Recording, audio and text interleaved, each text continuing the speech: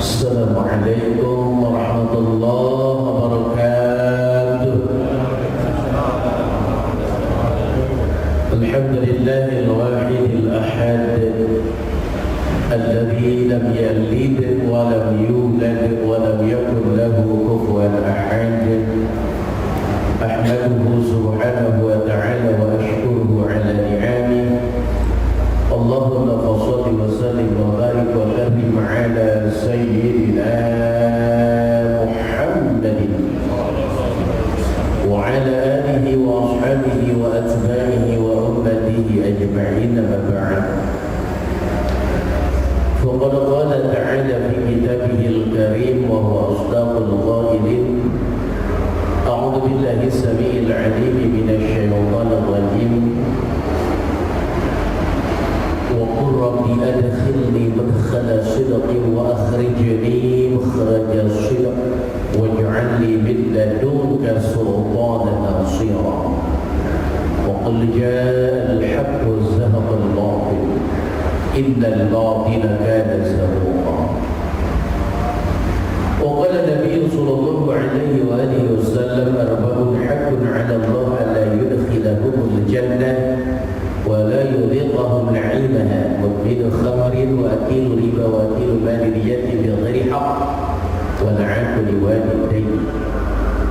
صدق الله العلي العظيم، صدق رسوله النبي الحبيب الكريم، ونحن على ذلك من الشاهدين والشاكرين والحمد لله رب العالمين.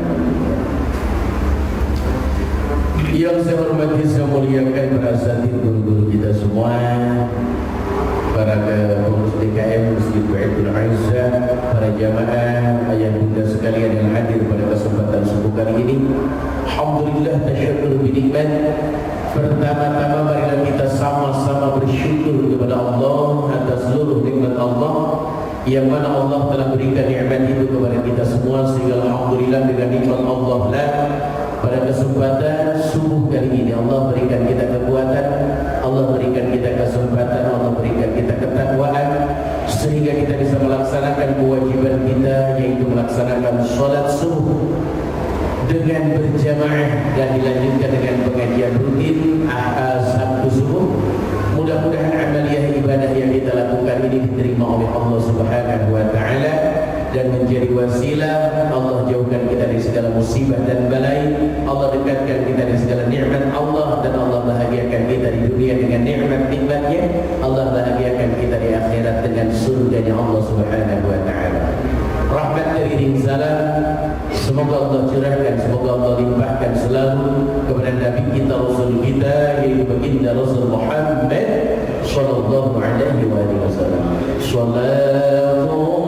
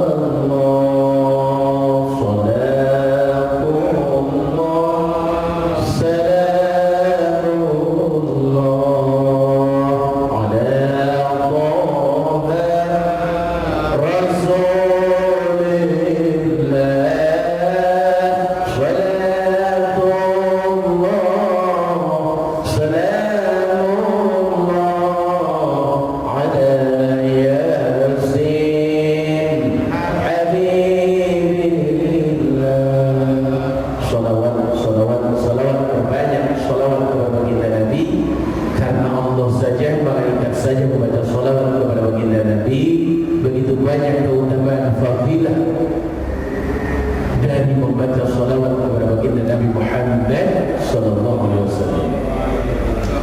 Sebelum saya lanjut ke kitab Mukhtar Hadis, kita bacakan Fatihah khusus buat almarhum Andi Oktiawan yang lahir 1987, Ahmad Sofian yang lahir 1994, Faiz Ahmad Syukur yang lahir 1998, Muhammad Reza yang lahir tahun 2000, Lutfi Hakim yang lahir pada tahun 1996, Muhammad Suji Kadafi yang lahir 1999, yang wafat dalam rangka menjaga para alim ulama. Mudah-mudahan beliau diwafatkan dalam kondisi syuhada. Mudah-mudahan beliau diterima iman Islam yang dilapangkan di alam kuburnya, ditempatkan di dalam kubur dengan nikmat kubur yang seperti nikmat-nikmat surganya Allah, dan mudah-mudahan Allah tempatkan di surga tanpa hisaban, ditempatkan di surga Firdaus, dikumpulkan dengan baginda Nabi Muhammad SAW. Polisi-polisi yang menembak mudah-mudahan dimaafkan dosanya, diberikan kesadaran, diberikan sadar untuk mengaku kesalahannya, dan mudah-mudahan Allah berikan negara kita tercinta ini aman, nyaman, tenang, tentram. Allah menghancurkan orang-orang yang ingin mengadu domba, Allah menghancurkan orang-orang yang berbuat zalim, dan mudah-mudahan kebenaran selalu tegak, dan mudah-mudahan Allah jauhkan kita dari segala musibah dan balai. Ala hadhihi niyyah wa ala kulli niyatin salihah ila hadratin Nabi Mustafa Muhammad sallallahu alaihi wasallam. Allahumma ighfir lahum warhamhum wa'afihim wa'fu mukrim nuzulahum usus. Al-Fatiha. A'udzu billahi minasyaitonir rajim. Bismillahirrahmanirrahim. Alhamdulillahi rabbil alamin arrahmanir rahim maliki yaumiddin. Iyyaka na'budu wa iyyaka nasta'in. Ihdinas siratal mustaqim. Siratal ladzina an'amta 'alaihim ghairil maghdubi 'alaihim waladdallin. Para jamaah rahimakumullah, kita lanjutkan kajian kitab Mukhtar Hadis. Arba'un halaman 18. Kalau nggak salah bagian ini, ya karena kitab saya salah bawa, ya. Buru-buru setengah 3 berangkat dari mau, rupanya salah bawa kitab. Baik, pakai kitab yang ada di mesin ini. Kalau nggak salah hadis ke 144.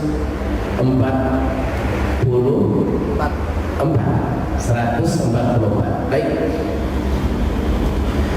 Arba'un, ada 4 golongan manusia, hakun pasti Allah bagi Allah, ala yudkhilahumul jannah, ala yudkhilahum, Allah tidak akan memasukkan 4 golongan itu al-jannah, ke dalam surga. Wala yudiqahum, dan Allah tidak akan memberikan rasa kepada 4 golongan itu naimah, nikmatnya surga. Jadi 4 golongan ini, 1 tidak akan dimasukkan ke dalam surga, apalagi mendapatkan nikmatnya surga, merasakan nikmatnya surga. Sopo itu? 1 mudmin khamrin, orang-orang yang terus mudmin, dawam, terus menerus minum minuman keras, tiap hari mabok, tiap hari pakai narkoba, tiap hari ganja. Nah, Ustaz dulu lagi muda pernah, sekarang tobat, alhamdulillah, insyaallah tidak termasuk golongan ini. Ustaz sehari minum, 2 hari enggak, itu mah yang termasuk, itu namanya terus-terusan. Ya, 1 nih hati. Yang kedua, wa akilur riba, orang yang memakan harta riba, harta haram, cara dapatnya haram, atau uangnya memang haram, gitu ya, memang uangnya haram, atau makanannya haram. Nah, itu tidak akan dimasukkan ke dalam surga. Hati-hati dengan riba-riba ini merajalela di kita-kita ini, di lingkungan kita ini. Sampai-sampai Allah mengingatkan kita dalam Quran, wa halallahu al-bai' wa harrama riba. Allah menghalalkan jual beli tapi mengharamkan riba. Kenapa? Karena banyak di dalam jual beli ada riba. Satu, harga handphone ini umpamanya 500.000, lalu dikreditkan jadi 1 juta. Nah ini makanya Abang Uci di Pasar Kemis betul-betul beliau mengatakan kredit itu riba. Beliau betul tegas beliau di Pasar Kemis. Begitu ya. Nah kita terkadang bergabung dengan itu ya, mobil ngeridit, rumah ngeridit, motor ngeridit, motor 3,5 tahun, mobil 5 tahun, rumah 10 tahun ya. Nah Abang Uci ini mengatakan itu haram. Abang Uci ya di Pasar Kemis di Cilowong. Begitu juga dengan riba-riba yang jelas di masyarakat kita. Hati-hati ya, hati-hati. Bisa aja riba itu begini, menjual barang cacatnya nggak diperlihatkan, akhirnya orang ketipu, maka jadi haram. Atau berbohong, ketika ada orang menawarkan barang yang punya kita akan jual, kita bohong, modalnya saja belum sampai, padahal sudah ada dalam. Nah ini bisa jadi. Wa akilu mali yatim bil ghairi haq. Yang ketiga, yang tidak mungkin masuk surga, orang yang memakan harta yatim tanpa hak. Siapakah bilangan? Orang yang punya anak yatim atau orang yang punya yayasan yatim. Satu, orang yang punya anak yatim, istri kita. Kita meninggal dunia, kita meninggalkan anak-anak, istri kita ditinggalkan juga sama kita karena kita meninggal dunia ya. Nah, harta peninggalan kita tidak dibagi, harusnya kan dibagi waris. Buat ibu kita 1/6, buat istri kita 1/8, sisanya buat anak-anak yatim dibagi. Laki-laki dapat 2 bagian, perempuan dapat 1 bagian dari laki-laki. Lalu tidak dibagi, ditahan saja sampai dia nikah lagi. Maka selama menahan itu dia memakan harta anak yatim, harusnya dibagi. Yang boleh dimakan oleh istri kita 1/8 dari harta peninggalan kita. Ada juga yang ikut makan siapa? Suami istri kita yang baru ikut menikmati juga harta anak yatim. Harusnya dibagi dulu, ditulis berapa jumlah anak yang masih 1 tahun, yang masih 4 tahun, yang belum balik. Nah, dari situlah biaya anak-anak yatim digunakan untuk mengurus anak yatim. Jangan disentuh untuk keperluan kita. Nah ini terkadang kesalahan masyarakat kita. Di Tangerang ini istri-istri paling nggak mau bagi waris sebelum dianya sendiri yang meninggal. Jadi kalau suaminya meninggal, maka dia tahan, alasannya buat biaya anak, buat ini, buat ini, buat ini. Akhirnya ada jodoh lagi, akhirnya beramai-ramai memakan harta anak yatim. Malah ada yang parah, ketika anak-anak gedenya tidak dibagi juga, tapi dihibah. Udah kamu rumah yang sono, kamu rumah yang sono. Nggak bisa begitu, karena laki-laki dapat 2 bagian, perempuan dapat 1 bagian. Ada yang lebih parah lagi. Kata istri kita ke anak kita, kamu gak usah beli rumah di mana-mana, itu rumah ibu, beli aja. Udah jelas itu peninggalan suaminya, peninggalan kita, dijual sama istri kita ke anaknya yang menjadi ahli waris. Nah itu hati-hati sekali dalam hal-hal yang model ini. Nah ini banyak hal yang terjadi di masyarakat kita. Nah itu termasuk memakan harta anak yatim yang seakan-akan tidak memakan harta anak yatim. Jelas-jelas itu memakan harta anak yatim. Yang kedua, memakan harta anak yatim itu, kita punya yayasan yatim, minta sumbangan ke Komplek Arafah untuk anak yatim yang saya pimpin, yang saya asuh. Ketika kumpul 25 juta, pakai beli motor sama saya, 15 juta. Sisanya buat kasih anak yatim. Nah itu namanya makan harta anak yatim. Atau saya buat kawin lagi 15 juta, ya. Maka saya namanya memakan harta anak yatim. Harusnya ketika kita ngadain santunan anak yatim, sampaikan buat anak yatimnya sekian, buat operasional kegiatannya sekian. Harusnya begitu. Jangan buat anak yatim semua, jangan hak anak yatim diambil oleh kita buat operasional, buat upah penceramah, buat ongkos penceramah, itu salah. Ceritakan operasionalnya sekian. Kalau perlu dipisah. Mana buat anak yatim, mana buat konsumsi kegiatan anak yatim, mana buat operasional anak yatim. Harusnya dipisah permohonan. Banyak sekali yayasan-yayasan yatim yang tidak paham dengan ini. Akhirnya setiap masuk dari donatur, anak yatimnya dekil, yang punya yayasannya bening, malah mobilnya bagus. Ini banyak sebenarnya ini. Bukan katanya, banyak bukti di hadapan kita. Gitu ya, banyak bukti di hadapan kita. Apalagi sampai ngumpulin anak yatim biar orang donatur, kasihan ke anak-anak yatim. Padahal manfaatnya buat kita. Oh, insya Allah lebih dahsyat. Di hati anak yatim itu bikin kita banyak pahala, tapi bahaya juga, bikin kita terjerumus ke dalam api neraka Allah. Nah ini kalau itu kriminal. Tapi kalau yang istri mengurus anak yatim peninggalan suaminya, terkadang nggak merasa itu kriminal. Padahal itu kriminal, betul-betul mengambil harta orang lain. Tengok Quran surat Al-Imran, ya jelas dijelaskan dari A sampai Z. Di surat An-Nisa juga sama, A sampai Z dijelaskan tentang anak-anak yatim. Ada di Quran, ada di hadis, lengkap. Yang keempat, yang tidak mungkin masuk surga, wal'aqu liwalidayhi, orang yang nyakitin kedua orang tuanya. Yang nyakitin orang tuanya itu tidak akan masuk surga. Malah ada dua dosa yang dipercepat siksaannya di dunia. Yang pertama, menyakiti orang tua. Yang kedua adalah al-baghyu. Baghyu itu perbuatan zina. Zina dengan menyakiti orang tua dipercepat siksaannya di dunia. Kalau yang lain ditunda, tapi kalau yang dua itu dipercepat siksaannya di dunia.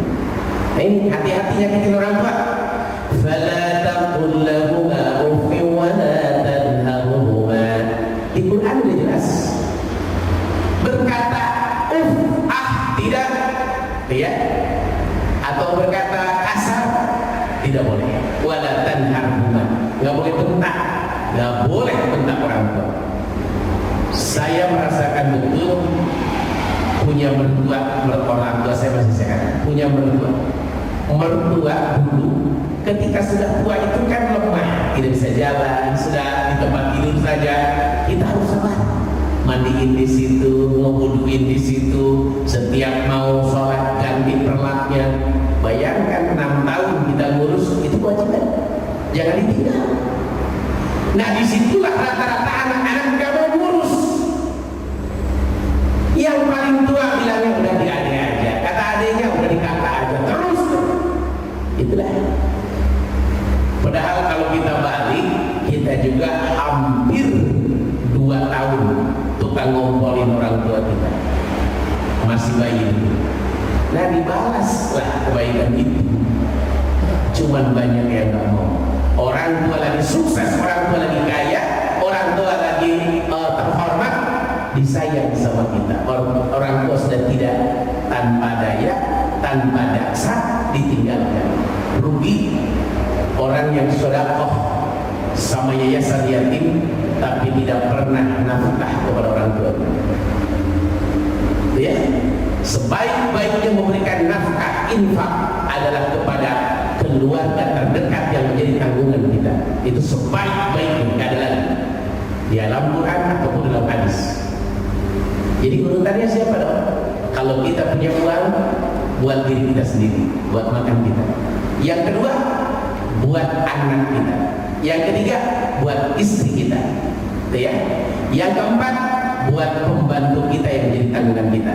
Nah, setelah itu baru siapa yang terdekat dengan kita? Orang tua, ini paman, bibi, ponakan. Itu. Jangan sampai anak yatim dirajam disantuni, anak yatim ponakan kita ditinggalkan. Ini yang salah. Ini yang salah. Ya, banyak yang salah. Tengok, kitab Bulughul Maram di bab nafkah, kitab Duratul Nasihin, Riyadhus Shalihin di bab nafkah. Itu begitu dahsyat. Baginda Nabi menegaskan, sebaik-baiknya infak adalah biman ta'ul, dengan orang yang kalian tanggung jawab pihak atas kalian. Ya ini dia. Sekarang banyak orang dermawan sama orang lain, termasuk berdosa seorang suami tidak memberikan nafkah kepada istri. Terkadang sama istri sendiri pelit, sama istri orang baik, itu kan bahaya itu. Lihat, sama teman hidup pelit, sama teman SMA dulu baik, nah ini bahaya. Gitu ya, kadang. Jadi begitu ya, jangan nyakitin orang tua, berikan yang terbaik buat orang tua kita. Jangan sampai kita berbuat tidak baik sama orang tua. Begitu dahsyat balasan Allah kepada kita bagi orang-orang yang berbuat baik.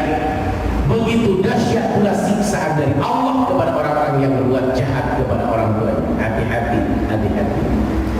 Malah diajarkan dalam Quran, wa qur rabbirhamhuma kama rabbayani shaghira. Ditambahin oleh kita, rabbighfirli wa liwalidayya warhamhuma kama rabbayani shaghira. Di redaksi ayat lain, rabbana ighfirli wa liwalidayya wa lil mu'minina yawma yaqumul hisab. Nah, itu jangan ditinggal. Dua doa ini, apakah ayah bunda kita masih hidup atau ayah bunda kita sudah wafat? Jangan ditinggal. Sering-sering sedekah atas nama ayah bunda.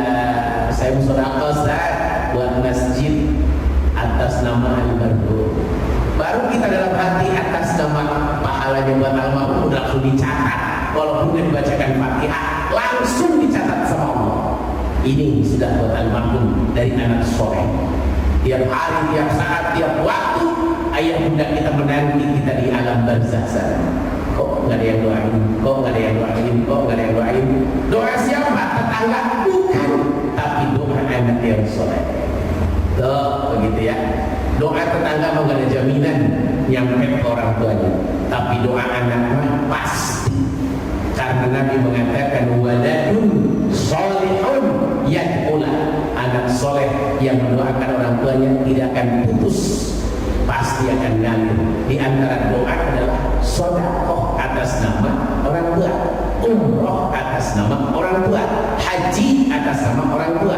Makanya kalau kita umroh pertama buat kita sendiri, umroh kedua buat ayah kita yang sudah meninggal, umroh ketiga buat ibu kita yang sudah meninggal, ya.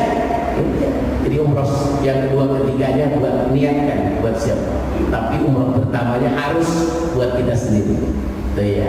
Begitu. Sama ketika haji, ya. Kalau haji yang pertama buat kita, haji yang kedua berangkat lagi tahun depannya pergi haji buat siapa nih? Oh bapak saya belum berhaji, haji kan, haji badal. Karena haji dibadalkan oleh orang yang sudah berhaji, ya. Umrah dibadalkan oleh orang yang sudah berumrah. Nggak boleh orang yang belum berhaji membadalkan haji. 4. Orang yang terus-terusan kontinuitas melakukan minuman keras, memakan harta riba. Yang kedua, memakan harta anak yatim tanpa ada hak, menyakiti orang tua, maka tidak akan masuk surga. Boleh makan harta anak yatim, boleh kalau ada hak. Apa haknya? Biaya, tapi kecil sekali selama mengurus anak yatim. Kecil sekali persentase, sangat kecil. Ya. Baik, hadis 145. Arba'un la yashba'anna min arba'in, ada 4 hal la yashba'anna yang tidak pernah akan kenyang, min arba'in dari 4 hal yang lain. Ada 4 hal yang tidak akan pernah puas dari 4 hal yang lain.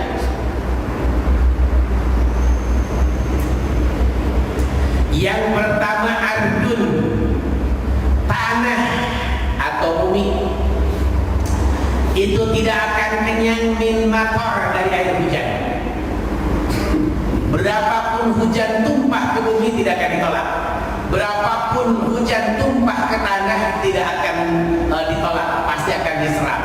Cuman kenapa banjir? Karena tanahnya udah dicor. Itu ya. Serapan air itu nggak bisa lewat coran. Pakai konblok aja gagal, padahal konblok masih ada celah-celah.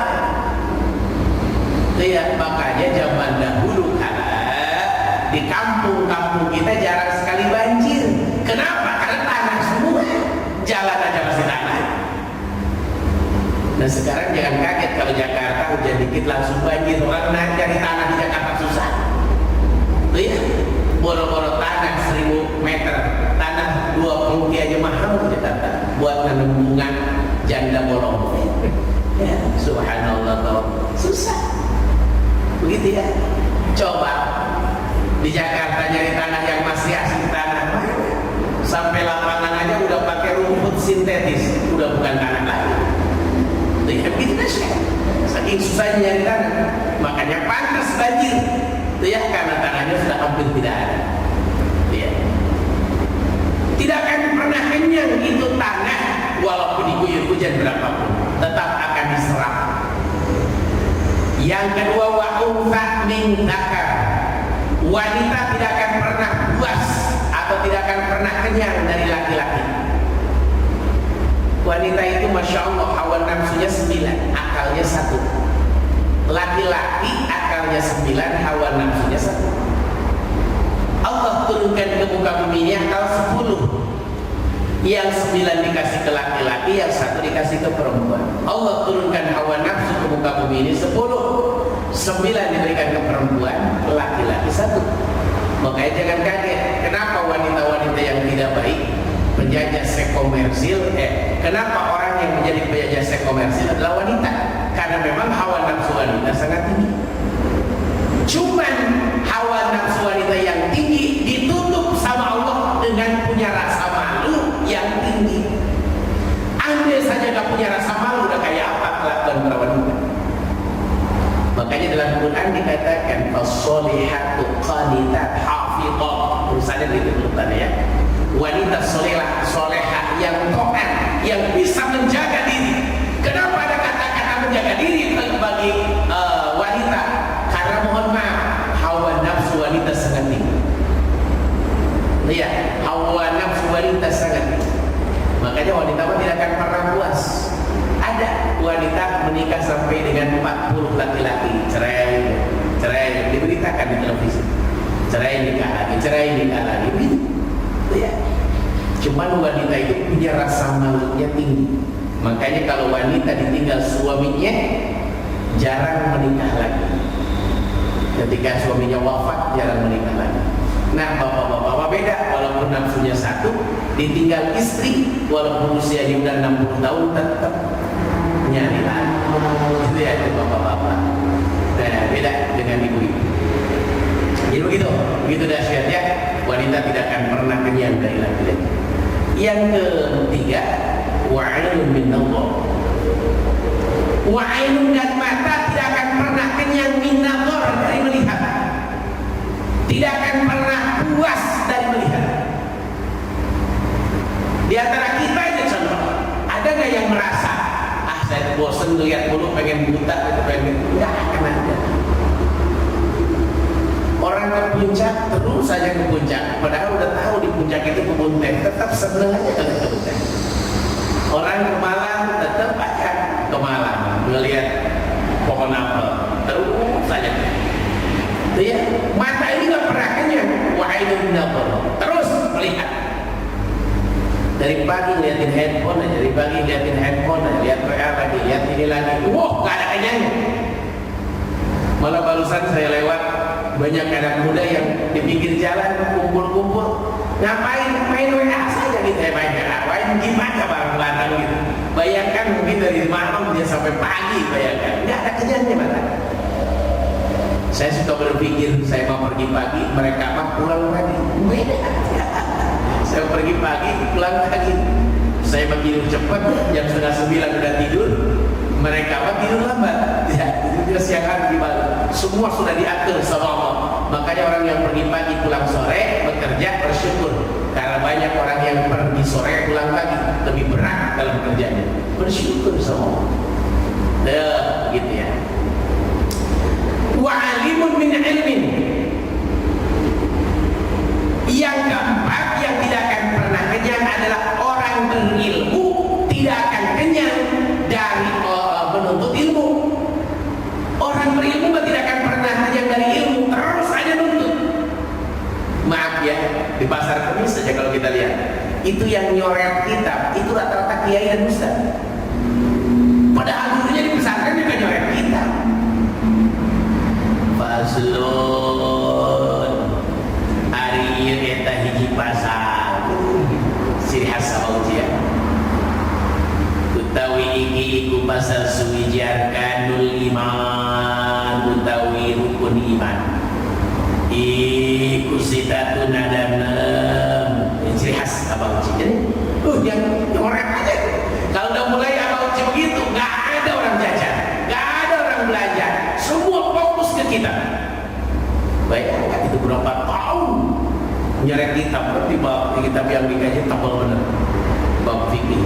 Nah ini saking cintanya sama ilmu, padahal mereka udah tahu kitab-kitab begini santri udah nggak usah dicoret lagi, udah hafal. Ini mubtada, ini khabar, ini masdar, udah hafal fil madhi, fil mudhari, tapi nyari berkahnya.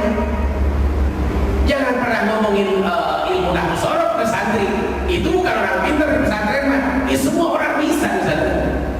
Kalau yang cerita ilmu nahwu sorof apa di pesantren mah santri udah makanan. Tapi di Abang Uci semua orang udah tahu. Itu kita walaupun nggak dicoret juga udah tahu artinya. Gundul begini udah tahu ini artinya ini artinya ini. Tapi tidak akan pernah kenyang terus dia jarak pakai benawing pen nomor 02 yang kecil terus atau 07 terus hasil. Kalau saya di pesantren dulu pakai lu buat celupi saya pada hitam tangan ya, bikin sendiri tintanya ya, ujungnya ditajemin, diasah pakai asahan. Zaman saya dulu begitu. Kalau sekarang udah keren pakai drawing pen. Subhanallah. Tapi nggak akan kenyang. Terus hanya menuntut ilmu. Makanya kalau orang baru punya ilmu dikit udah nggak mau ngaji ke Baitul Izzah, berarti bukan ahli ilmu. Orang berilmu itu nggak akan pernah lihat siapa yang ngajar. Dia ambil ilmunya, kalau baik dia tinggalkan ilmu yang Ustaz Sa'ad harus dikasih tahu nih, Ustaz. Ya, dia telepon nanti WA nanti, Pak Ustaz, saya nggak berani dengar Pak Ustaz, tadi ada kesalahan. Dia begitu. Jangan ditegur di depan umum, ya. Jangan. Kalau kita nggak tegur juga salah, berdosa. Karena kita tahu posisi. Ini ya. Kalau saya di Ciamis dulu ngaji, di Pangandaran, di Ciamis, di Gempangan, dekat Pura di Keadilan, beberapa pesantren begitu, pakai bahasa Sunda di sana. Saya bergeser ke Jawa, pakai bahasa Jawa, ya. Seneng ngaji itu nggak pernah ini. Santri itu nggak pernah pusing. Pulang tuh satu angkot kitab yang dibawa. 1995 saya selesai pesantren, satu angkot kitab saya. Pulang tuh satu angkot, bayangkan aja.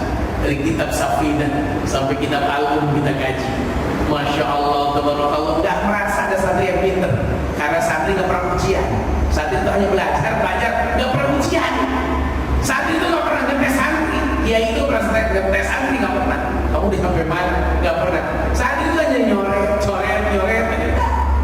Nah itu, segi ilmu itu begitu, gitu ya. Ingat betul bapak saya Tamburan, ya. Masih betah ya. Santri itu nggak ada yang nggak betah. Walaupun umurnya 30 tahun nggak ada yang betah.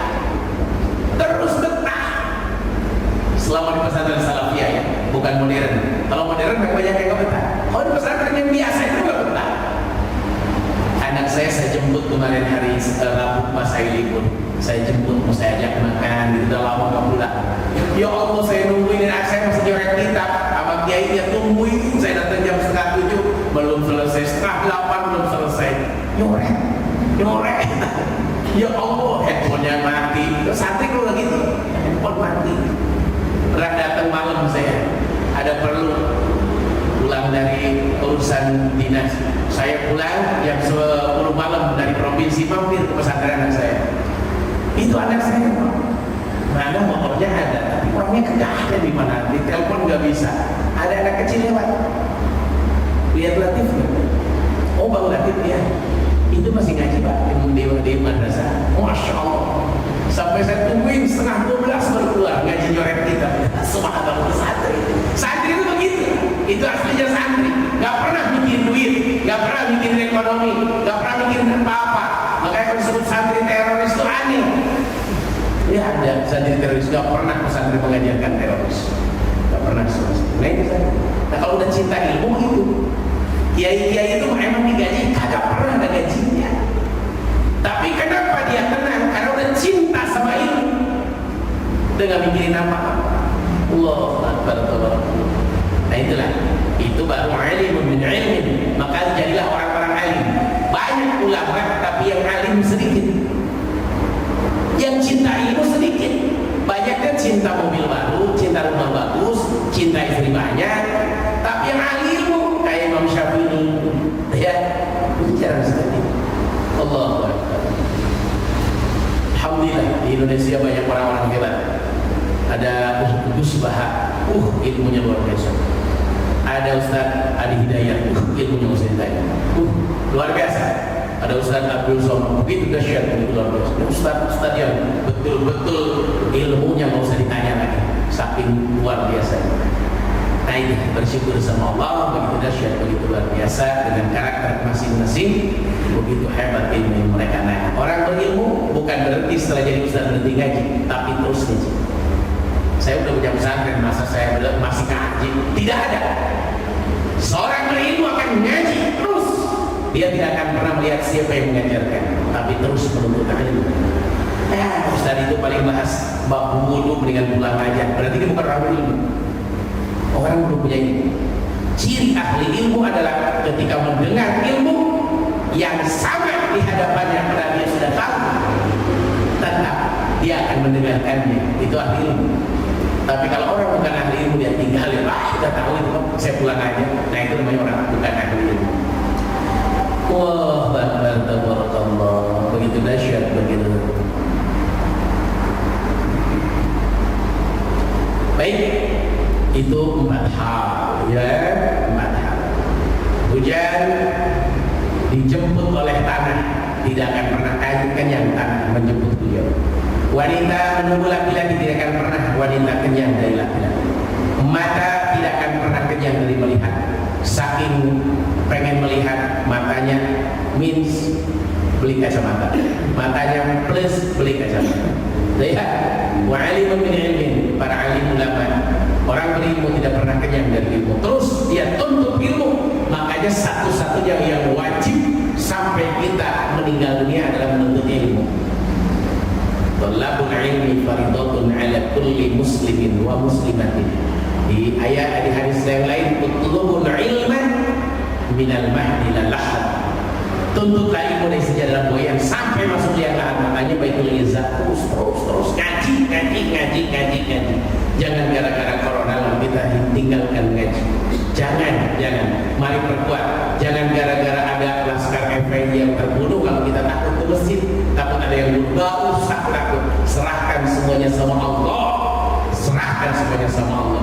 Ya, Allah Maha tahu. Di dunia mah semuanya tipu daya, karena dunia mau permainan, tapi ada akhirat. Akhirat yang nyata, akhirat yang tidak bisa bicara mulut kita, yang bicara tangan, mata, kaki, anggota tubuh kita yang lain. Itu dahsyat, itu bagus. Hadis 146, arba'un min sa'adatil mar'i. Ada 4 hal yang membuat manusia bahagia. Siapa yang pengen bahagia dunia akhirat, maka cukupi 4 hal ini. 1, antakuna zaujatuhu sholihatan, harus punya istri yang solehah. Kalau pengen bahagia, punya istri solehah. Siapa Ustaz solehah? Tidak nabur tasarrufkan, kalau dipandang sama kita menggembirakan. Nggak perlu cantik Pak, yang penting menggembirakan. Kalau dipandang kita menggembirakan, karena ada orang cantik malah ngenek.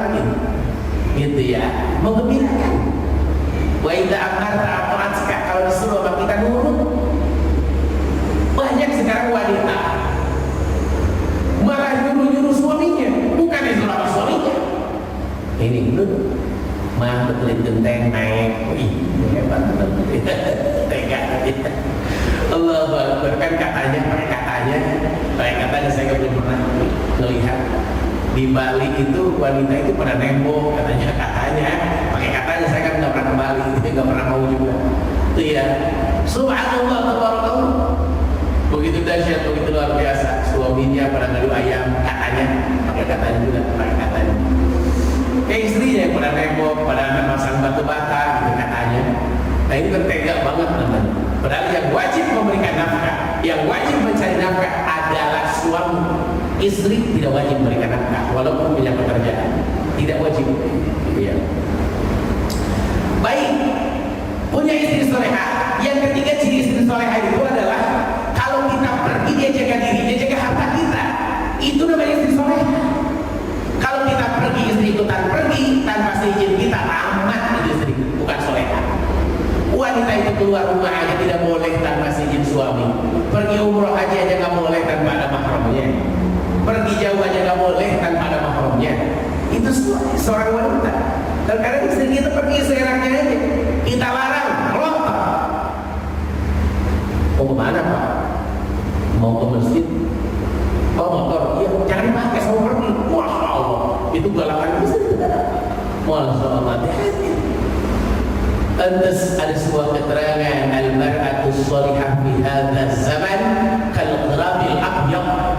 Wanita solehah di akhir zaman, di zaman ini bagaikan gagak putih saking jarangnya. Tuh, saking langkanya. Wanita cantik ada habisnya. Wanita punya pekerjaan ada habisnya. Wanita turunannya bagus ada habisnya. Tapi wanita solehah tidak ada habisnya. Suaminya kuat, dilayani dengan baik. Suaminya sakit keras, tidak bisa apa-apa, dilindungi, dijaga oleh dia. Subhanallah. Tengok istri Nabi Ayub alaihissalam, rontok semua ketika Nabi Ayub sakit. Hanya satu yang tersisa. Beliaulah yang sampai cari nafkah, membiayai Nabi Ayub yang tinggal kulit dan tulang dan hati yang tidak dimakan oleh belanda. Bayangkan saja, siapa yang menemenin seorang laki-laki yang bau busuk sampai dibuang dekat tong sampah oleh masyarakatnya sendiri, oleh umatnya sendiri. Hanya dia yang sanggup. Saking bingung cari nafkah, saking bingung cari uang buat suaminya, dijual rambut istrinya karena rambutnya sangat indah. Walaupun ujungnya diomelin sama Nabi Ayub alaihissalam. Tuh, itulah wanita yang begitu dahsyat itu luar biasa. Subhanallah, Allah. Nah, susah. Makanya kan ada cerita dalam doa pernikahan, Allahumma alif bainahuma kama alafta baina Adam wa Hawa wa kama alafta baina Ibrahim wa Sarah wa kama alafta baina Yusuf wa Zulaikha wa kama alafta baina Sayyidina Muhammad sallallahu alaihi wasallam Khadijah al-Khawra wa kama alafta baina Sayyidina Ali karramallahu wajhah wa Fatimah az-Zahra barakallahu laka baraka alayka wa jama'i bainahuma fi khairin rahmatika Muhammad. Siti Khadijah itu masa ditanya Pak, ketika Siti Khadijah baginda Nabi di Gua Hira. Di Gua Hira, Siti Khadijah kan rumahnya dekat Masjidil Haram. Kalau kita naik bis kan berapa menit, itu lama banget, jauh banget. Siti Khadijah jalan kaki nganterin makanan naik ke Gua Hira. Bayangkan Pak yang pernah naik ke Gua Hira Pak.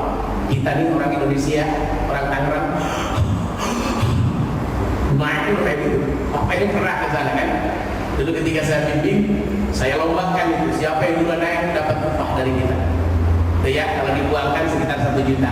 Kalau dibuangkan, tapi pakai uang sana. Yang menang di antara 183 jamaah saya, itu subhanallah nenek-nenek dari Tasikmalaya ikut rombongan kita di Tangerang. Itu usianya 76 tahun, dia juara 1 di antara bapak-bapak dan ibu-ibu. Gak ada yang sanggup. Ternyata ibu itu biasa ke hutan yang kayu bakar tiap hari. Jadi naik itu biasa. Kita orang-orang, apalagi saya yang nenteng ibu-ibu, Pak Ustaz, ini jantung saya Pak Ustaz, itu baru tangga keberapa? Ya Allah, ya Rasulullah, sampai saya terakhir nyampe yang ke atas. Kenapa? Ini ibu-ibu, nungguin ibu-ibu.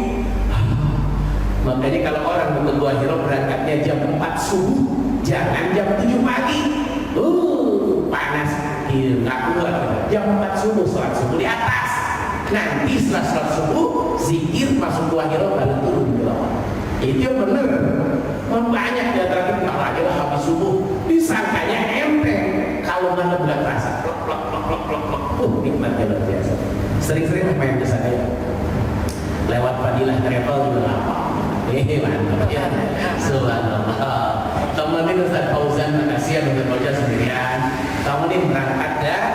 Allah Akbar, tabarakallah. Begitu dahsyat, begitu luar biasa. Tuh, begitu Pak. Itu Siti Khadijah tiap hari loh nganterin, tiap hari, bukan sebentar. Ketika baginda Nabi tahanus mendekat diri kepada Allah di Gua Hira, tiap hari nganterin pulang, karena tidak ditemenin di Gua Hira, pulang balik. Itu jalan kaki.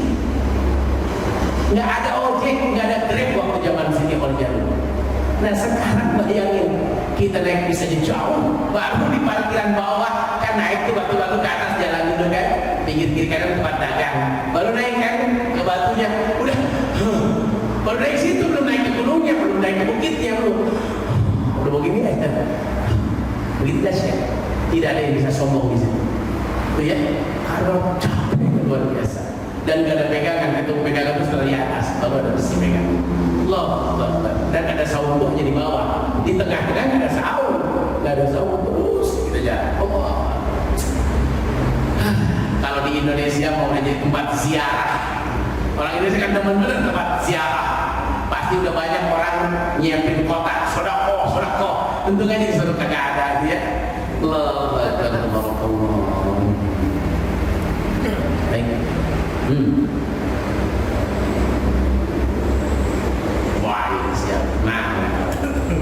Jadi itu ya, jadi begitu dahsyat ya. Satu, istri yang soleha. Demi Allah Pak, istri yang soleha itu bikin istri kita jadi cantik, walaupun wajahnya asli tidak cantik. Bikin kita masuk ke dalam surga, walaupun bukan pribadi kita. Karena di akhirat akan banyak laki-laki yang diseret oleh istrinya ke neraka. Gara-gara kita jadi dayus, membiarkan istri kita terbuka auratnya, terpapar, diperlihatkan auratnya, itu ke orang lain lalu kita biarkan. Masya Allah.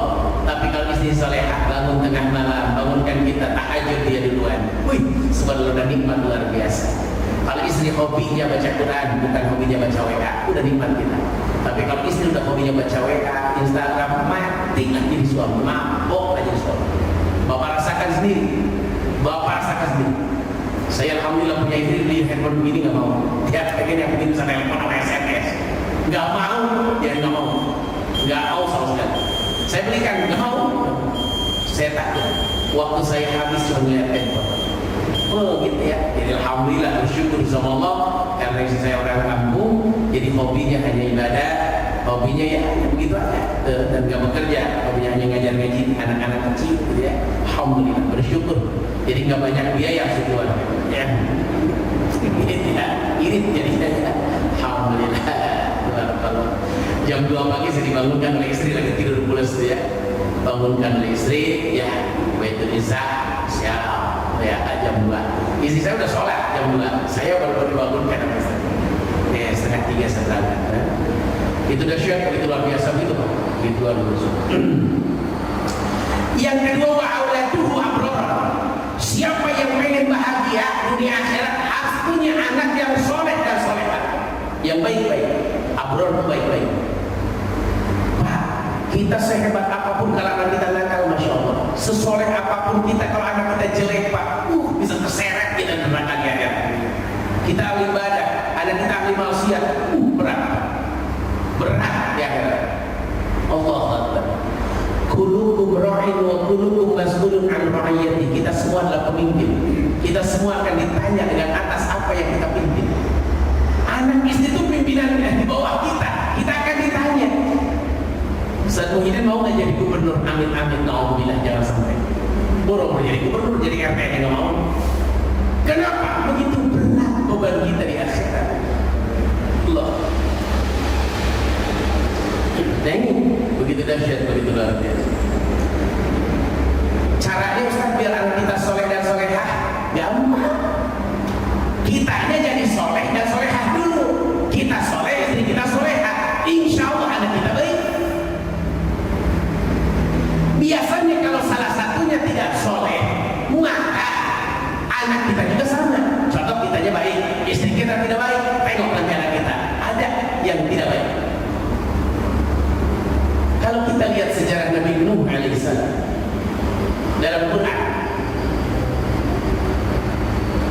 bagaimana Nabi Nuh alaihissalam punya anak namanya Kan'an. Kenapa jadi tidak soleh? Karena istrinya Nuh sampai tercatat dalam Quran bukan istri yang baik. Itu aja udah ceritanya. Jadi ada salah satunya. Maka hati-hati. Yang kedua, biar anak kita baik, baguskan namanya. Nama yang baik akan menimbulkan akhlak yang baik, karena nama adalah doa. Innakum satud'auna yawmal qiyamah bi asma'ikum wa bi asma'i abaikum fa'ahsinu asma'akum. Pada hari kiamat kalian akan dipanggil dengan nama kalian dan nama ayah kalian. Maka kata Nabi, fa'ahsinu asma'akum, baguskanlah nama-nama kalian. Jadi kalau nama jelek ganti aja yang bagus, ya ganti yang bagus. Nama saya Abdul Muhyiddin. Alhamdulillah, pengasih yang indah dari orang tua. Kakak saya Abdul Muthalib. Kakak perempuan saya Siti Zainab. Jadi ngambilnya dari gitu-gitu aja kayak bapak saya ini. Bapak ibu saya itu ngambilnya begitu-begitu aja. Ya, gak pernah bikin siapa namanya Febrianto, gak pernah gitu ya. Gak pernah. Tapi ngambilnya yang begitu-begitu bapak saya. Karena hidupnya dari kecil bapak saya hanya ngajar ngaji di rumah. Itu yang ngaji anak-anak kecil. Itu ya. Jadi lama-lama kita kebawa ketularan begitu. Begitu dahsyat, begitu luar biasa ayah bunda cetak anak-anak soleh dengan nama yang baik. Apalagi Ustaz, biar anak kita soleh, soleha. Berikan wa'allamahu wa'ayyu'allimahu al-kitabata was-subha wa ajarkan anak kita berenang, ajarkan anak kita menulis, ajarkan anak kita membaca Al-Quran. Jangan sampai anak kita nggak bisa baca Quran. Kalau dari kecil udah dididik bahasa Inggris, tinggalin Quran, siap-siap dengan kaget. Tapi kalau dari kecil udah ditancepin Quran, ditancepin akidah, ditancepin akhlak, aman. Bagaimana lagi Ustaz? Biar anak kita soleh. Wa alla yarzuquhu ila thayyiban. Jangan pernah dikasih makan kecuali yang halal. Karena ma'af walladzi khabutha la yakhruju ila naqidah, dan Quran itu yang buruk akan muncul buruk. Kasih air mineral haram, anak kita siap-siap kelakuannya haram. Kasih nasi uduk haram, siap-siap anak kita haram. Kok bisa haram nasi uduk? Hasil nyuri atau uangnya hasil korupsi. Korupsi apa? Dana bantuan sosial. Ain anak itu jadi haram. Jadi begitu dahsyat, luar biasa. Tapi kalau saya nggak merasa dikorupsi ya, karena saya nggak dapat bantuan sosial, jadi nggak merasa dikorupsi. Ya kasihan orang-orang miskin itu ya, dikorupsi insyaallah. Untungnya korupsinya cuma dikit, cuma 10.000 untungnya. Cuma setelah dihitung jadi 17 miliar. Setelah dihitung, ya dikit ya. Baik, ya. Yang korupsi di Indonesia nggak ditembak Pak. Yang membunuh juga nggak ditembak, tapi yang ngawal ulama ditembak di Indonesia. Ini aneh juga, dia agak aneh. Tahu gimana di Indonesia? Begitu dahsyat, begitu luar biasa. Jadilah anak-anak kita soleh. Dan maaf, yang paling dahsyat lagi, doakan anak kita biar jadi soleh dan soleha. Jangan pernah ninggalin doain anak. Jangan pernah ninggalin doain anak. Doain orang tua harus, doain anak harus. Malah kiai saya mengajarkan bacakan Fatihah, sebutkan nama anakmu. Ya Allah, aku mohon kepadamu ya Allah, jadikan anak saya Muhammad Latifudin Al-Islami contoh nama anak saya. Jadi anak yang soleh, taat kepadamu ya Allah, taat kepada Rasulmu ya Allah, jauhkan dari maksiat ya Allah, jauhkan dari bergaul yang salah ya Allah. Ya Allah, selalu sanggup melaksanakan sunnah-sunnah Rasulmu ya Allah. Al-Fatihah. Tiupkan ke air. Itu ya, belum saya ingat gitu ya. Tiupin ke air, ada kebacain Fatihah, kasihkan gitu ya. Sampai begitu, gitu ya. Saking ini. Makanya Rabbana hab lana min azwajina wa dhurriyyatina qurrata a'yun waj'alna lil muttaqina imama, itu didoa oleh kita dibaca walaupun kita belum menikah. Dari mulai belum menikah, minta terus itu ya caranya. Doakan, karena doa adalah senjata kita. Didik udah jelas. Yang kedua apa? Yang ketiga pula. Satu, istri yang soleha. Dua, anak-anak yang baik. Yang ketiga, siapa yang pengen bahagia dunia akhirat? Wa khulatuhu sholihin.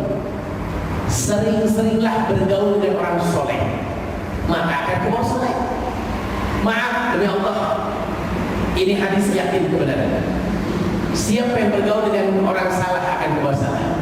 Saya nggak merokok, bergaul aja dengan perokok, insya Allah akan kebauan asap rokok. Walaupun saya tidak merokok dari kecil, ya.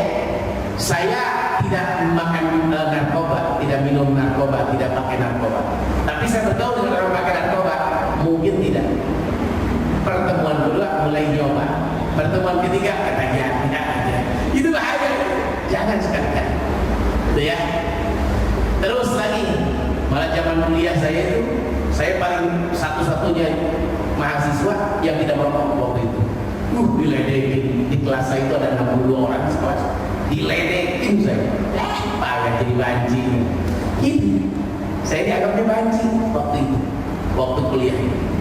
Akhirnya saya pinjam mobil teman, saya aja pakai mobil bak teman-teman yang laki-laki, kita main. Saya main ke tempat banci, ternyata banci merokok semua. Nah, siapa yang ngerokok siapa tuh? Ya, yang ngerokok banci rokok semua ternyata. Jadi yang nggak ngerokok bukan banci sebenarnya, malah sehat. Alhamdulillah, ya. Itu dah syukur. Selanjutnya, begitu ya, bergaul dengan orang saleh, makanya ngaji, sholat berjamaah ke masjid, jangan tinggal, karena kita akan membawa soleh. Ya, kita awalnya kurang baik, insya Allah jadi baik. Tadi yang kurang sempurna, insya Allah sempurna. Kita tadi yang tidak paham, insya Allah paham. Jangan pernah bergaul dengan orang salah. Sebaik-baiknya orang, kalau sudah terjun ke politik, biasanya suka ke bawah salah. Tahu nggak kan? Dia sebaik-baiknya orang, dia ulama besar. Ketika terjun ke politik, tahu jadi berubah, gitu ya. Sama, seorang jahat apapun, ketika bergaul dengan ulama kiai akan ke bawah soleh. Tengok orang-orang yang taubat, lalu bergaul dengan Ustaz Arifin Ilham waktu itu, masa itu diceritakan Ustaz Arifin, ini dulunya penjahat, ini dulunya preman, sekarang taubat, ibadahnya lebih bagus dari kita. Nah, karena bergaul, karena maaf, pengaruh yang paling besar buat anak-anak kita, pengaruh yang paling besar buat kita adalah teman. Siapa temannya? Siapa yang punya teman yang baik, maka di akhirat akan bersama teman yang baik itu. Al-mar'u ma'amman ahabba. Hadisnya sahih. Manusia di akhirat bersama orang yang dia cintai. Siapa yang cinta Habib Rizik, ya akan bersama dengan Habib Rizik. Siapa yang cinta dengan Nikita Mirjani, ya akan bersama dengan Nikita Mirjani. Ini semua akan semua. Siapa yang cinta dengan penyanyi dangdut, akan dengan penyanyi dangdut. Udah gitu aja. Itu silahkan saja. Tinggal nikmati. Ya, hidup itu begitu. Makanya yang harus kita cintai, idolakan adalah baginda Nabi Muhammad Sallallahu Alaihi Wasallam. Maka siapa yang cinta kepada baginda Nabi, maka insya Allah akan bersama baginda Nabi. Mudah-mudahan kita semua amin. Terakhir, wa ayyakuna rizquhu fi baladi.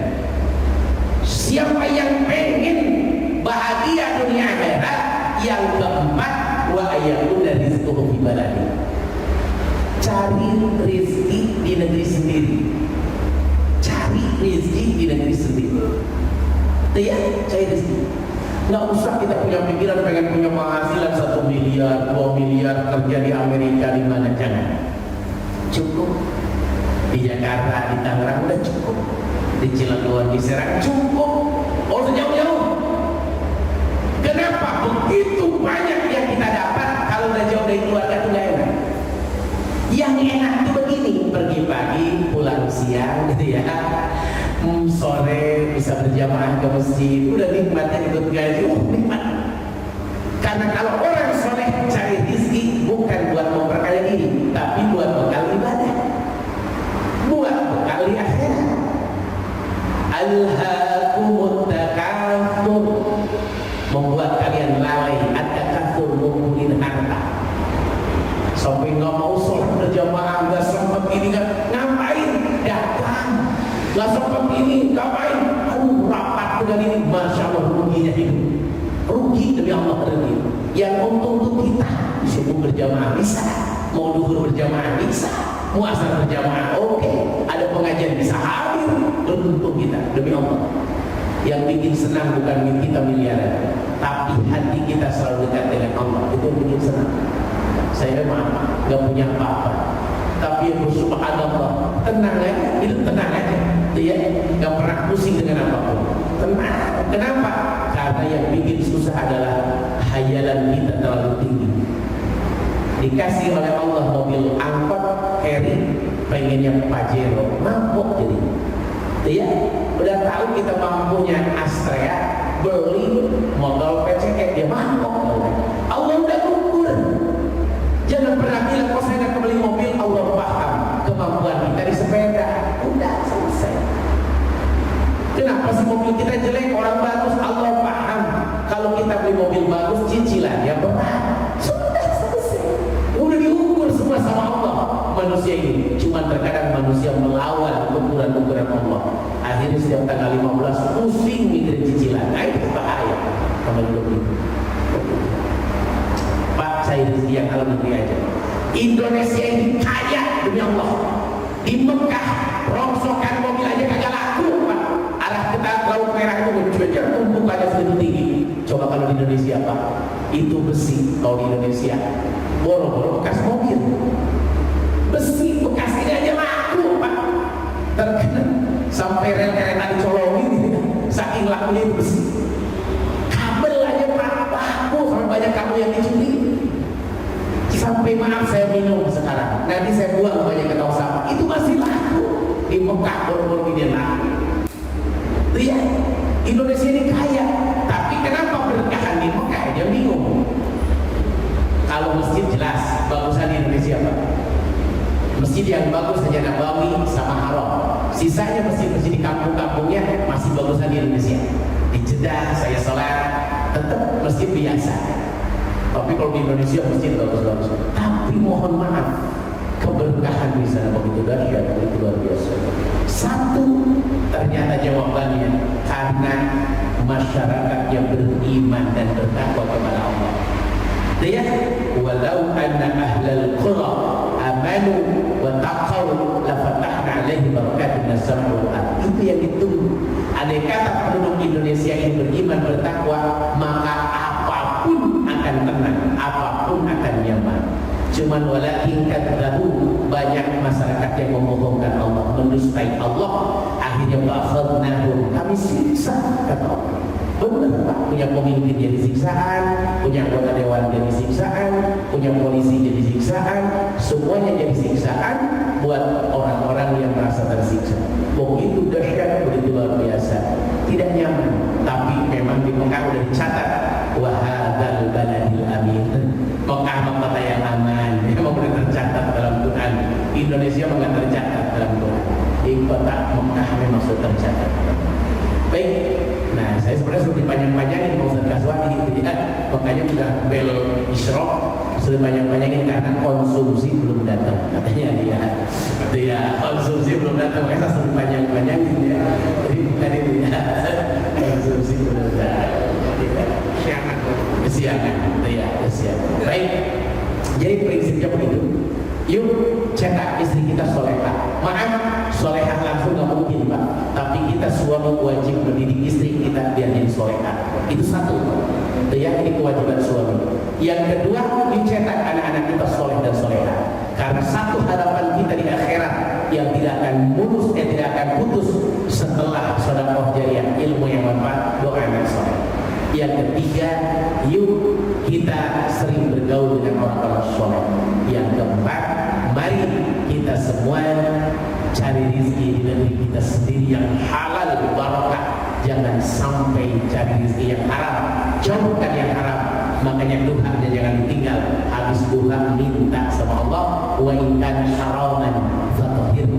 Ada yang kata haram ya Allah, sucikan ya Allah. Ini dahsyat luar biasa. Ini yang saya sampaikan. Ada yang ditanyakan sebelum saya tutup? Kalau ada yang ditanyakan mau silakan. Mangga silakan.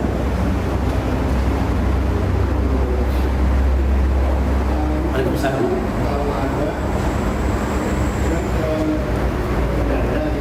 Ya janda.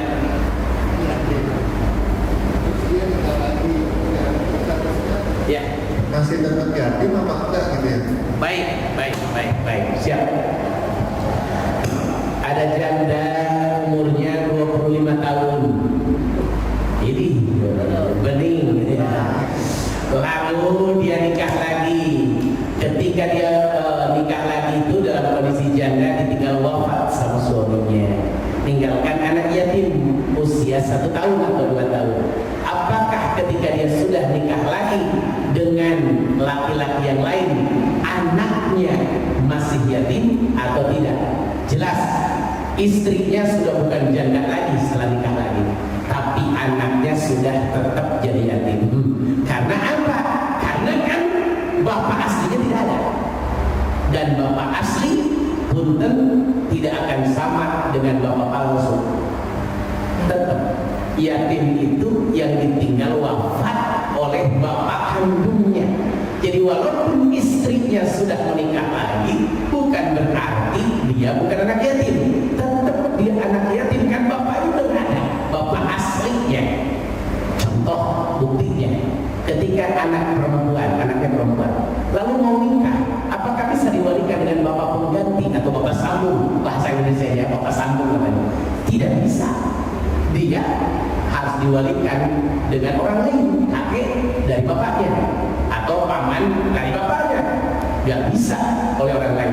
Gak ada, udah semua terpaksa oleh hakim. Bapak samanya melopet Tuhan, gak bisa. Nah ini contoh. Jadi punten tetap secara hukum yang saya tahu anak yatim, karena bapak tidak bisa digantikan dengan bapak baru, karena bapak adalah biologis asli dari bapak kandungnya. Begitu ya. Jadi menurut saya begitu, menurut pemahaman saya. Tetap anak yatim masih boleh mendapatkan santunan anak yatim, cuman kategorinya yatim miskin apa yatim kaya. Karena yatim itu tidak ada urusan kaya dan miskin, Pak.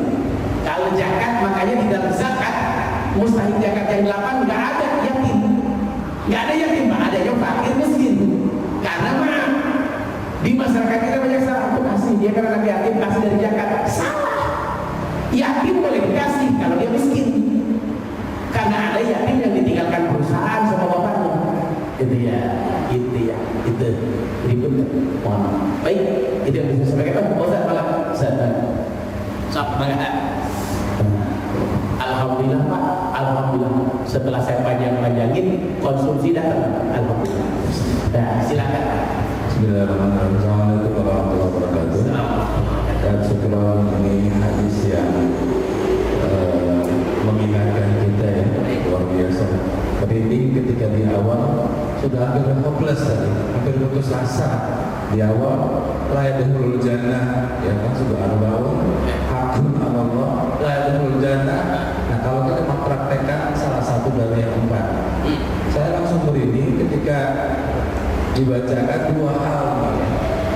Walaupun tadi Bang Heriani mempertanyakan juga sama seperti yang kita laksanakan di definisi ya, di Kafalatul Yatim program kita. Yang pertama, wa akilul riba. Ini yang membuat saya merinding selalu, karena memang kalau kita baca ayat Al-Quran langsung ditantang sama Allah. Apakah ini yang membuat Allah tidak menurunkan keberkahan kepada bumi Indonesia ini juga, gitu ya? Sudah ratusan tahun kita mempraktekkan sistem bunga dan ribawi. Gitu. Nah, kalau di Al-Quran kan, ketika saya mendengar riba, saya ingat surah Al-Baqarah aja.